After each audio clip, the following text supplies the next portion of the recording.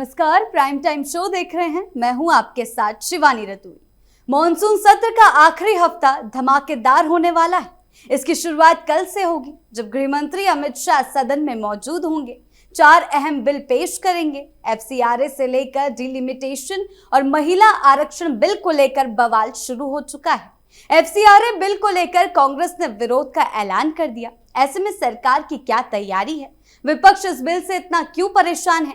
क्या एक बार फिर सदन की कार्यवाही हंगामे की भेंट चढ़ेगी? और अमित शाह विपक्षी दलों को क्या क्या जवाब देने वाले हैं? इन्हीं तमाम सवालों पर चर्चा करने के लिए मेरे साथ स्टूडियो में मौजूद हैं कैपिटल टीवी के editor in chief doctor Manish Kumar. Sir, बहुत बहुत स्वागत है आपका। धन्यवाद। सर, आखिर एफसीआरए बिल को लेकर इतना बवाल क्यों मच रहा है?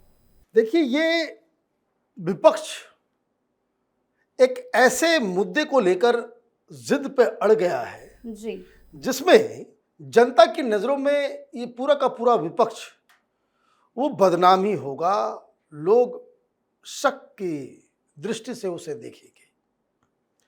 ये एफसीआरए कानून सोनिया गांधी की सरकार जब थी, जिसे यूपीए सरकार कहते हैं, उस वक्त लाया गया।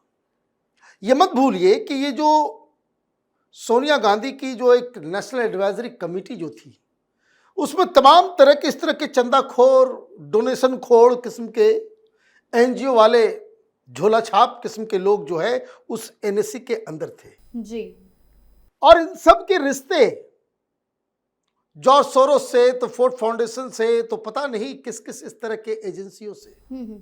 अब इन लोगों ने क्या किया कि विदेश से पैसा लाया जाए और उसको बाकायदा एक लीगैलिटी दे दी जाए, इसलिए ये कानून लाया गया। अब उसके बाद से अभी तक का जो एक्सपीरियंस रहा है, उसमें मालूम चल रहा है कि पैसे समाज सेवा के नाम के लिए आते हैं, लेकिन इसका राजनीतिक इस्तेमाल होता है, पत्रकारों को दिया जाता है, एंटी नेशनल गतिविधियों में उसका इस्तेमाल हो जाता है, नक्सलियों को दे दिया जाता है। कन्वर्जन रैकेट जो है, हिंदुओं को जो है अलग अलग धर्मों में परिवर्तित करने के लिए, उसमें उसका इस्तेमाल हो जा रहा है। तो ये जो कार्रवाई शुरू हुई कि इस तरह के विदेशी फंडिंग से चलने वाले एनजीओस के ऊपर कार्रवाई, ये यूपीए के सरकार के दौरान ही शुरू हो गई थी। मनमोहन सिंह ने साफ साफ कहा था कि इन लोगों की गतिविधियों की वजह से भारत को 2% जीडीपी में नुकसान हो रहा है जी। मतलब ये डेवलपमेंट का काम रोक दे रही है। मनमोहन सिंह का बयान है, गूगल कीजिएगा, आपको मिल जाएगा। अब मोदी सरकार आई तो कुछ को यूपीए सरकार ने भी बैन कर दिया था। अब क्या हुआ? मोदी सरकार के आने के बाद एक एक करके धीरे धीरे धीरे धीरे इस तरह के जो विदेशी फंड के ऊपर चलने वाली संस्थाएं हैं, उसके ऊपर लगाम लगाना शुरू किया गया। बीच में एक बदलाव भी किया गया कि आप इस तरीके से काम नहीं कर सकते। अभी मैं आता हूं डिटेल, आपको आप हैरान रह जाएंगे भाई क्या ये लोग का धंधा चल रहा था।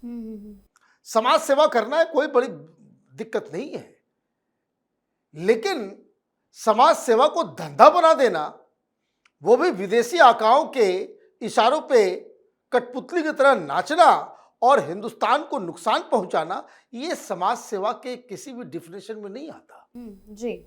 तो अभी स्थिति ये है कि 22,000 से ज्यादा के आसपास, कोई 22,448 एनजीओस को, जिनके पास ये विदेशी फंड लेने की अनुमति थी एफसीआरए के तहत, उसके ऊपर प्रतिबंध लगा दिया गया। और इसमें बहुत बड़े बड़े नाम भी हैं। कुछ वैसे भी थे जो एफसीआरए का सर्टिफिकेट लेकर के बैठे हुए हैं और कुछ काम नहीं करे, तो उस तरह का 15,000 के आसपास एनजीओ है, कभी आता नहीं है लेकिन सर्टिफिकेट लेकर के बैठे हुए हैं। तो उन लोगों को भी खत्म किया जाएगा। अब सवाल यह है कि सरकार क्या कहना चाह रही है। सरकार ये कह रही है कि देखो भाई, पैसे लेकर के आते हो, उसमें कोई प्रॉब्लम नहीं है, आप पैसे लेकर के आओ, लेकिन आपको बताना पड़ेगा कि ओरिजिनल डोनर कौन है। और उस पैसे का अल्टीमेट बेनिफिशियरी कौन है। मतलब अगर 1 लाख रुपए एफसीआरए के जरिए किसी एनजीओ को आ रहा है तो गवर्नमेंट ये कह रही है कि आपको बताना पड़ेगा कि ये पैसे किसने दिए।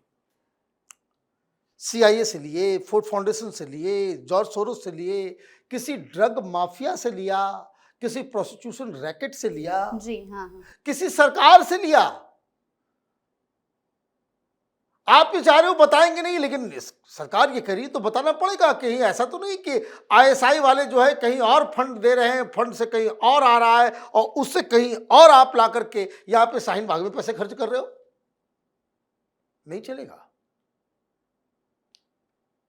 किस तरीके से वो लेयर बाय लेयर है कि 7-8 लेयर आ जाते हैं इसमें। जैसे सीआईए का कोई फंड है, वो हिंदुस्तान में डिसरप्शन करना चाहती है तो सीआईए डायरेक्टली पैसा नहीं देगा, वो वहां से पैसे रिलीज करेगा किसी इंटरनेशनल ऑर्गेनाइजेशन को। कोई ऐसा ऑर्गेनाइजेशन जिसकी एक इंटरनेशनल साख बनी हुई है, वो कोई एजेंडा चला रहा है कि जैसे ट्रांसपेरेंसी, तो डेमोक्रेसी लाना है ना, रिलीजियस फ्रीडम को आगे, इस तरह के तमाम तरह की चीजें होती है जी। अब वो वहां से फिर एक इंटरमीडिएरी को पैसे देगा। अब वहां से वो पैसा इंडियन किसी इंटरमीडिएरी के पास आएगा, वहां से फिर ये किसी एनजीओ को जाएगा और वो एनजीओ फिर किसी और को सबलेट करेगा और वो पैसा जो है वो जाएगा। सरकार ये कह रही है कि जो पूरा जो चेन तुम लोगों ने बना रखा है,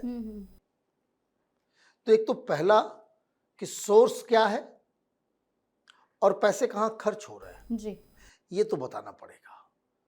कांग्रेस पार्टी कह रही कि नहीं बताएंगे, कांग्रेस पार्टी ये कह रही नहीं बताएंगे। क्यों कह रही है? क्योंकि कांग्रेस पार्टी के सोनिया गांधी का अपना घर का उसका एनजीओ था। लेकिन सर डर किस चीज का है? देखिए एक्सपोज हो जाएंगे ना। राजीव गांधी फाउंडेशन, सोनिया गांधी, गांधी परिवार का अपना फाउंडेशन, उसमें चाइना से आप पैसे ले रहे हो, चाइनीज एम्बेसी से पैसे ले रहे हो, जाकिर नायक से पैसे ले रहे हो। अब आप इस बात को समझिए। और ये सब कुछ पुराने कानून के मुताबिक वो लीगल बना रखा था आपने। आप पाकिस्तान से पैसे लोगे, आप चाइना से पैसे लोगे, आप किसी ड्रग माफिया से पैसे लोगे, आप सीआईए का पैसे लोगे, ये तो चलेगा नहीं। तो एक तो ये प्रॉब्लम। दूसरा, आपको ये भी बताना पड़ेगा कि भाई किस पर्पस से लेकर के आए हो और कहां ये खर्च हो रहा है। आपको ये भी बताना होगा कि भाई एरिया ऑफ ऑपरेशन क्या होगा। आप तो समाज सेवा के लिए लेकर के आते हो कि भाई स्कूल बनाएंगे मान लीजिए, तो स्कूल बनाने के नाम से आपने 1 लाख रुपए आप लेकर के आए, मालूम चला कि उसमें 80,000 रुपए जो है आपस में ही बांट लिया, एडमिनिस्ट्रेटिव कॉस्ट बना दिया कि स्कूल बनाने के लिए आप सेमिनार कंडक्ट करो। भाई स्कूल बनाना, स्कूल बनाओ, सेमिनार किस बात के लिए? आपने फिर जो है एक ऑफिस भी खोल लिया, वहां कुछ स्टाफ को भी रख लिया, पत्रकारों को भी पैसे दे रहे हो, और ये इट रन्स इनटू क्रोर्स। जैसे पिछले साल सब पाबंदियों के बावजूद 18,000 करोड़ रुपए आए हैं एक साल में, 18,000 करोड़। तो ये आप ये समझिए छोटा मोटा पैसा नहीं है। बिल्कुल हाँ। ऐसे नहीं ये कांग्रेस पार्टी का इतना बड़ा आंदोलन हो जाता है, ये किसान आंदोलन ऐसे नहीं हो रहा था, ये शाहीन बाग ऐसे नहीं हो रहा था। और अलग अलग देश के अलग अलग कोने में इस तरह का छुटपुट जो है, धर्मांतरण का रैकेट हो या सारा चीज, वो अब सरकार क्या कह रही है इस नए कानून में कि भाई आपको तो बताना पड़ेगा किस चीज के लिए लाए हो, कहां खर्च होगा, और एरिया ऑफ ऑपरेशन भी बताना पड़ेगा, और आपको डिटेल देनी होगी पैसा जिस चीज के लिए लाए उसी में खर्च होगा ना। और यह भी कह दिया गया कि आप जितना भी करोड़ों रुपए आप लेकर के आओगे और उसमें जो है बंदर बांट कर लोगे, वो बता दोगे कि भाई एडमिनिस्ट्रेटिव कॉस्ट, सरकार ने कहा ये एडमिनिस्ट्रेटिव कॉस्ट 10% से ज्यादा नहीं होना चाहिए, 10% से ज्यादा नहीं होना चाहिए। अब बहुत सारे लोगों को यह भी कहा गया, और जो नया कानून है उसमें यह भी कहा गया है कि अगर आप हैंकी पैंकी करते हुए पाए गए कि आप जो है समाज सेवा के नाम पे, डेमोक्रेसी के नाम पे, freedom of speech and expression के नाम पे आप यहां पैसे लेकर के आए और मालूम चल रहा है कि आप नक्सलियों को बांट रहे हो। पकड़े गए हैं लोग, पकड़े गए हैं लोग। 80 करोड़ रुपए सिर्फ धमतरी, छत्तीसगढ़ में रायगढ़ से 60 किलोमीटर दूर एक जगह है, वहां से एटीएम से लोग निकाल करके पैसे कहां चले गए, वो नक्सलियों के पास चला गया। ये न्यूज कनेक्ट वाला या विशाल शर्मा और ये सब जिसमें काम कर रहे थे, वो पैसे आए चाइना के जरिए। चाइना का कोई एजेंट, वो सिंघम कोई बैठा हुआ था, श्रीलंकन चाइनीज दलाल, उससे वो पैसे आ रहे हैं। और पैसे कहां जा रहे हैं? विदेश से पैसे लेकर के आ रहे हो कि भाई मीडिया का प्रचार प्रसार करेंगे, और पैसे जाकर के दे रहे हो तुम नक्सलियों को। ये लगे हाथ पकड़े गए हैं। तो हो क्या रहा है कि चाहे आर्टिकल लिखना हो, चाहे वो सोशल मीडिया में देश के खिलाफ, हिंदुइज्म के खिलाफ आप जो प्रोपेगेंडा करते हो, उसको रोकने का काम सरकार करना चाह रही है।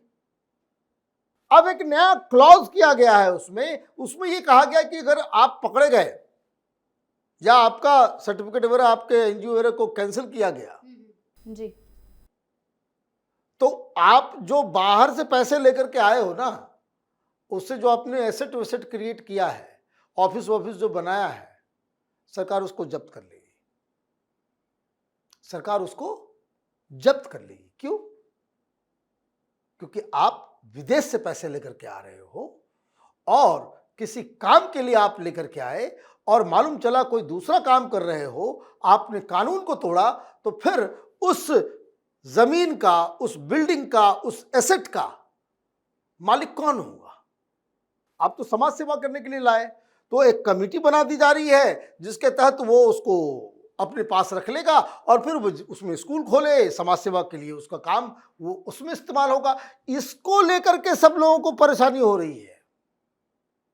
अभी क्या हो रहा था कि भाई आपने जैसे ग्रीन पीस वाले को आपने बैन कर दिया जी, ताला लग गया, लेकिन आपने क्या किया, उसके एसेट्स वगैरह को फ्रीज नहीं किया, उसको कब्जा नहीं किया। तो ये लोग क्या कर रहे हैं कि उनका इंफ्रास्ट्रक्चर से लेकर के सारी चीजें वो बिल्कुल इंटैक्ट है, ग्रीन पीस भी बैंड है, लेकिन आप काम जारी रख रहे हो, क्योंकि काम आपका जो आपने बताया वो तो हो नहीं रहा। आप तो यहां लोगों को भड़काने का काम कर रहे हो, यहां पत्रकारों से सरकार बोले देश के अंदर जो है राजनीतिक और सामाजिक क्षेत्र में जो है लोगों को इन्फ्लुएंस करने का काम कर रहे हो। ये नहीं चल पाएगा, ये देशद्रोह है। और जो लोग इस FCRA कानून के बदलाव में रोड़ा अटकाने का काम कर रहे हैं, जो लोग इसका विरोध कर रहे हैं, ये लोग भी देशद्रोहियों के प्रोटेक्शन में आकर के खड़े हो गए हैं।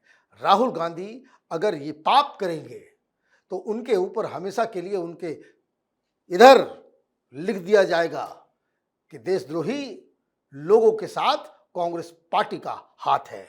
जी सर, बहुत बहुत धन्यवाद आपका इन तमाम जानकारियों के लिए। धन्यवाद। तो कुल मिलाकर विपक्षी दल इतने समय से अमित शाह जवाब दो के नारे लगा रहा था। ऐसे में अमित शाह कल विरोधियों पर काफी ज्यादा बरसते हुए नजर आएंगे।